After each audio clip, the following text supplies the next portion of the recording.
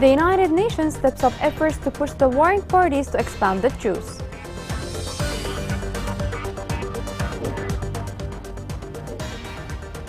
Houthis abduct and jail thousands of women since the start of the war.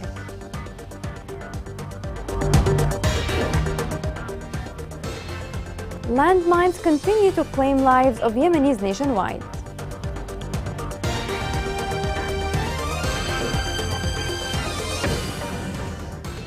Welcome to Yemen Today TV. This is the English News with me, Tasneem Qandil.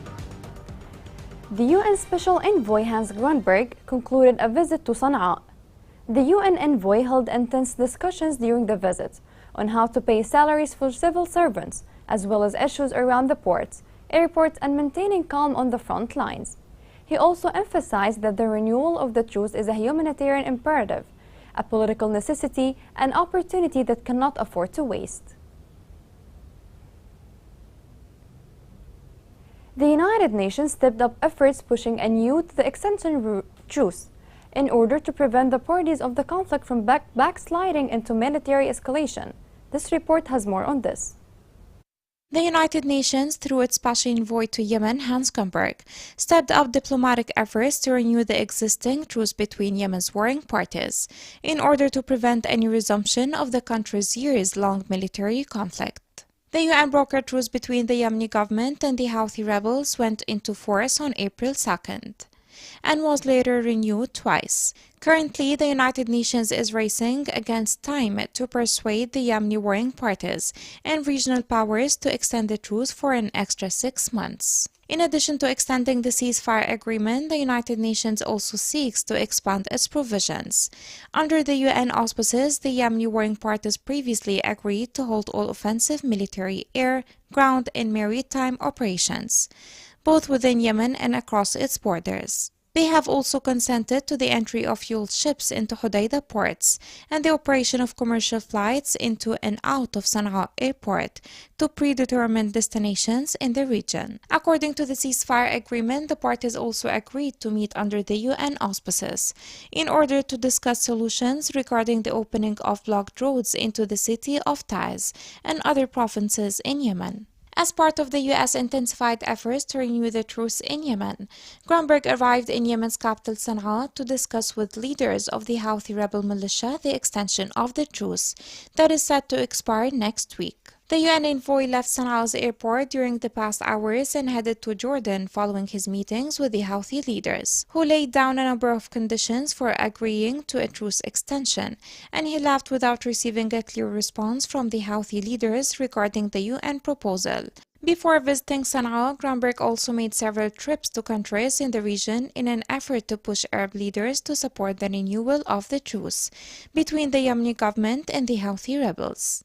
Last week, Grunberg visited Saudi Arabia and met with Rashad al-Alimi, president of Yemen's Presidential Leadership Council, during which the president and his government welcomed the UN efforts to extend and expand the truce. Senior Saudi officials also met the UN envoy in Riyadh and expressed the kingdom's strong support for the United Nations to extend the truce in Yemen in order to reach a comprehensive ceasefire and a lasting political settlement. President Rashad al-Alimi hosted the U.S. Ambassador Stephen Fagan to discuss bilateral relationship and developments in the Yemeni situation. The meeting touched upon the coordinated UN efforts with the regional and international community to renew the humanitarian truce and the stubborn position of the Houthi militia towards bringing peace and stability to the country. The United Nations mentioned the need of 18 million Yemenis to access to clean water and sanitation. The organization stressed that Yemen is one of the countries in the world facing water scarcity, as years of conflict have led to the deterioration of infrastructure such as distribution networks, drinking water sources, and bombing units. The International Organization for Migration said that conflict, displacement, harsh weather conditions, and lack of services has left many displaced persons at high risk. Thus, IOM and King Salman Relief Organization signed a new project that will benefit 31,000 displaced persons, host communities, and migrants.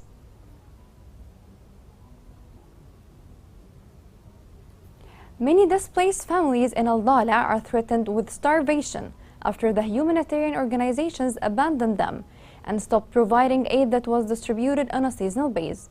And the question remains, where does the money that is given to those organizations for the displaced go? This report answers the question. Anisa Mahir is a displaced child who was deprived of movement due to her infection with polio. The war doubled her deprivation and left her without shelter, lacking security, stability, and necessary services.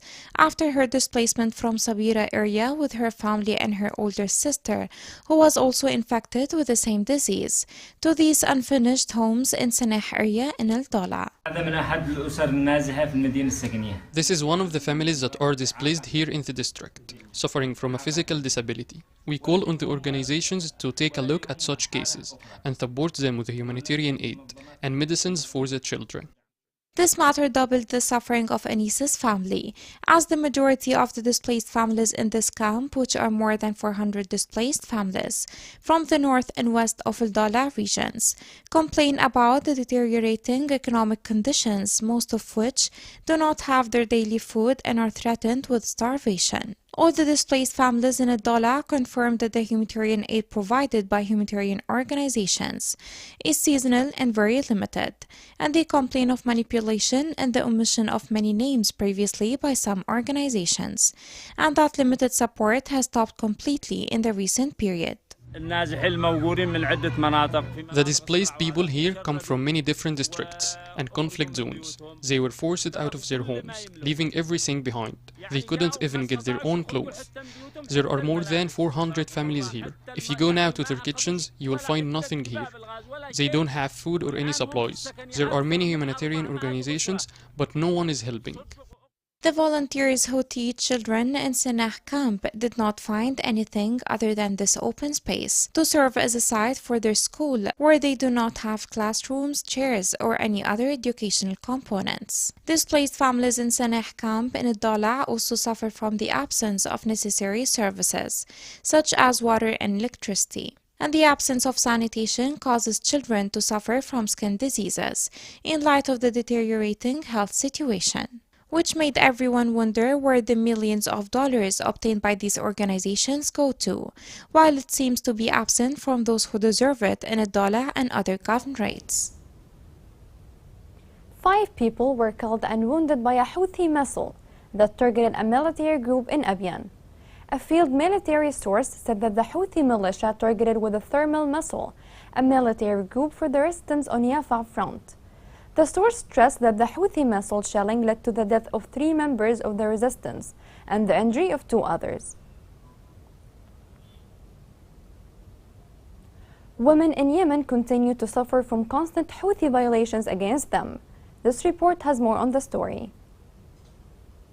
According to Human Rights Association, between 2015 and 2022, the Houthi militia kidnapped 1,700 women in Yemen, primarily in the capital Sana'a. The UN Human Rights Council, at its 51st regular session in Geneva, stated that the rights organization charged the militia with being supported by Iran with abusing female captives in Houthi jails. The association encouraged the council and international groups to apply pressure on the militia in order to get the women who were being held captive released and to stop the abuse against them. According to most recent statistics provided by the organization, Taz had the biggest number of violations by the militia of the UN-brokered truce, which totaled 3,000 in densely populated regions throughout Yemen. In addition, Houthis were accused of using tanks, artillery, and drones to target civilians, killing women and children, and demolishing thousands of homes. Since the start of the war in 2014, Houthi crimes had resulted in 14,000 child deaths and injuries. Also, the Houthi rebels are responsible for 70% of all cases of violence against women. The violations ranged from purposeful deaths to severe injuries to female civilians and activists, and amounted to war crimes against humanity. Women in Yemen face many challenges in obtaining justice amid the absence of legal protection. Meanwhile, women and human rights organizations have been preoccupied with humanitarian relief as the war continues, with women continuing to be the first victims through systematic attacks on their lives and physical safety in the absence of psychological support, laws to protect women in armed conflicts, and a lack of commitment by warring parties to international human rights laws and accountability in Yemen. 8 years have passed since Yemen's civil war began, and women there continue to suffer, not just from the hardships of displacement, but also threats, harassment, imprisonment, and inclusion from expressing their political rights. Women in Yemen continue to suffer, while the international community turns a blind eye. In Yemen, the truce has mostly maintained, and the number of civilians killed by shelling or gunfire has dropped. Nevertheless, the prevalence of enemies in some areas of Yemen continue to terrorize many Yemenis. This report has more on this. The ceasefire in Yemen has generally held, and civilian casualties as a result of bombing or gunfire have decreased. However, dread of venturing outside persists for many Yemenis since parts of Yemen are littered with landmines. A ceasefire between the Yemeni conflict's two parties went into force in April and has since been extended twice, most recently in August. The peace agreement has provided some relief to millions of Yemenis plagued by violence and famine. Even though the ceasefire that was negotiated earlier in the year is still occasionally being broken and the war is ongoing, there is far less fighting than before. Regardless of whether combat ends or not, there is still another threat present. Many mines were planted during the conflict, and while both sides accuse the other of doing so, neither side really admits to planting the mines.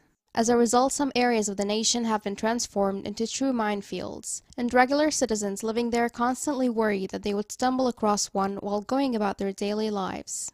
Although the number of casualties from regular fighting had dropped by almost 2/3, landmines and exploded ordnances now account for the majority of recorded injuries. Even though the truce is still in effect, casualties from landmines and unexploded ordnances have continued to grow. Civilian casualties have dropped by more than 50% during the first 3 months of the truce, compared to the previous 3 months. Mines also impede the provision of desperately needed supplies and prohibit Yemenis from growing or harvesting crops. Yemeni officials have not disclosed any figures on the number of individuals injured or killed by landmines. However, the president of the Yemen Landmine Monitor stated that his group has identified 426 individuals killed by mines between the middle of 2019 and August 2022. This includes almost 100 children. More than 560 people have been harmed in mine accidents, according to the organization. Women and children are once again overrepresented, with 216 children and 48 women among the injured.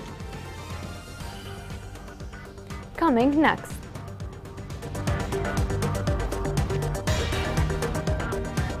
The Yemeni musician and YouTube star Ahmed Al-Sheiba dies in New York.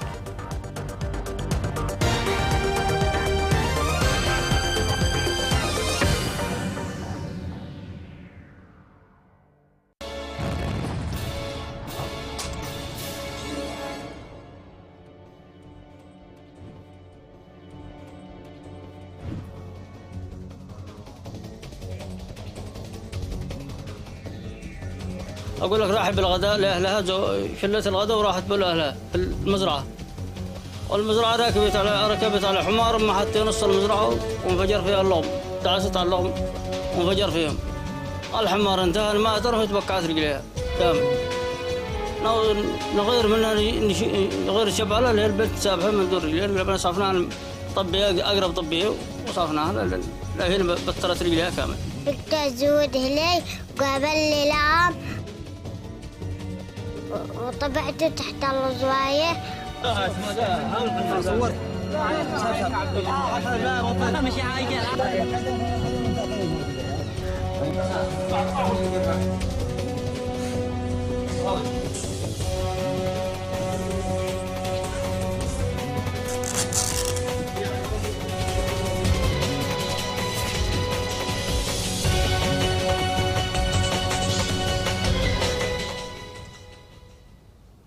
Welcome back.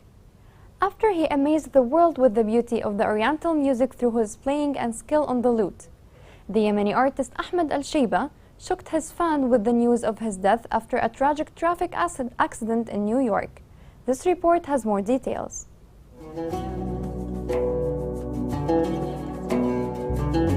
His lute has stopped humming forever before reaching the early 30s. The Yemeni oud player Ahmed Al-Sheiba has died following a traffic accident in New York, after he granted many people with joy and happiness through the chords of his lute. The oud player was best known for his arrangements of popular international songs, and he was famous for his oud renditions of hit songs such as Michael Jackson's Smooth Criminal and the theme songs of Game of Thrones and Pirates of the Caribbean.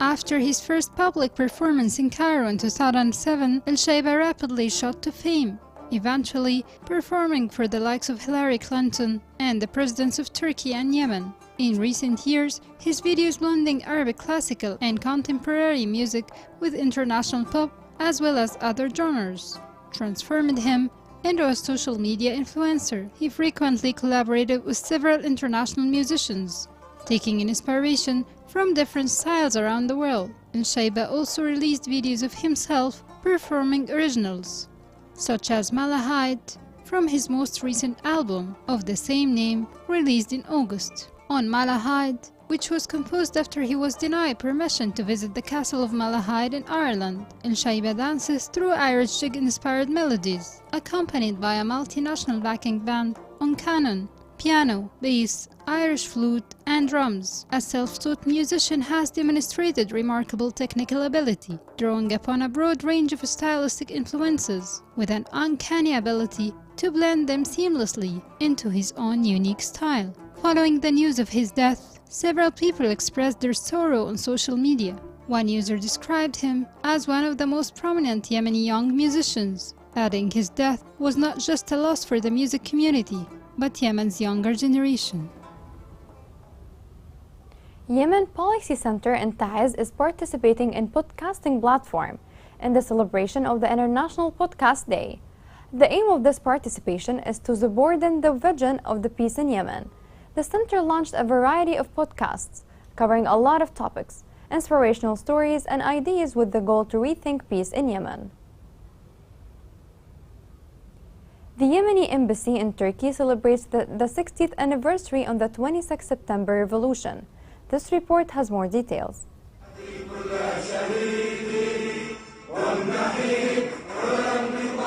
The Yemeni embassy in Ankara celebrates the 60th anniversary of the September 26 revolution. The ceremony was attended by a number of the Yemeni community, Yemeni students, and Yemeni officers studying at the Security Academy in Turkey. Ambassador Muhammad Saleh gave a speech in which he stressed the celebrations of the Yemeni people for the Yemeni revolution, which comes under difficult circumstances in Yemen as a result of the coup of the Iran-backed Houthi militia against the state and its institutions, stressing that the Yemeni people who rose up in the face of the Imamate will stand behind their constitutional legitimacy until the coup ends. He stressed the importance of celebrating the September 26 revolution and the need to defend the achievements and gains and preserve the republican system and the right of equal citizenship and human dignity, which is what the constitutional legitimacy of the Yemeni people is doing now under the leadership of President Rashad Al-Alimi, chairman of the Presidential Leadership Council. This is a great celebration that we've gathered for. It's the 60th anniversary of the September 26th revolution. This revolution gave us our freedom from the Imamate, darkness and ignorance. I would like to pay tribute and respect for martyrs who've sacrificed their lives. Let's take a minute of silence to pray for them. Ambassador Tariq indicated that as a result of the Houthi coup, the post-revolution generations have become aware of the greatness of those sacrifices that were made by martyrs with the revolutionary convent. The 26th September Revolution brought Yemen out of the darkness and into enlightenment, freedom, social justice, and growth. It's a revolution in which thousands of martyrs gave their precious lives to allow future generations to live in freedom and dignity in a homeland characterized by social fairness, security, and stability. Finally, Ambassador Tariq expressed deep gratitude on behalf of the Republic of Yemen, the leadership, and Turkey for standing by the Yemeni people in this celebration. The European Union has provided a humanitarian contribution amount of more than 9 million euros to provide emergency relief to nearly 1 million Yemeni women. The fund will provide maternal health care and emergency services in 52 health facilities, as well as mental health services in 2 centers specialized in psychological support.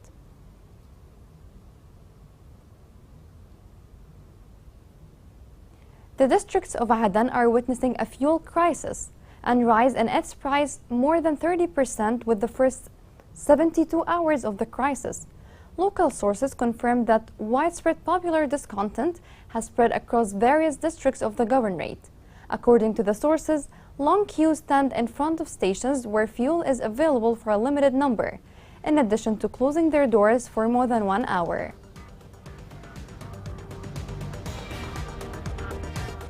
Here's a reminder of the main headlines. The United Nations steps up efforts to push the warring parties to expand the truce.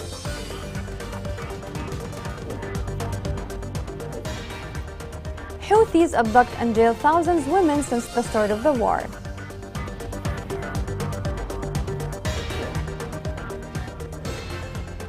Landmines continue to claim lives of Yemenis nationwide.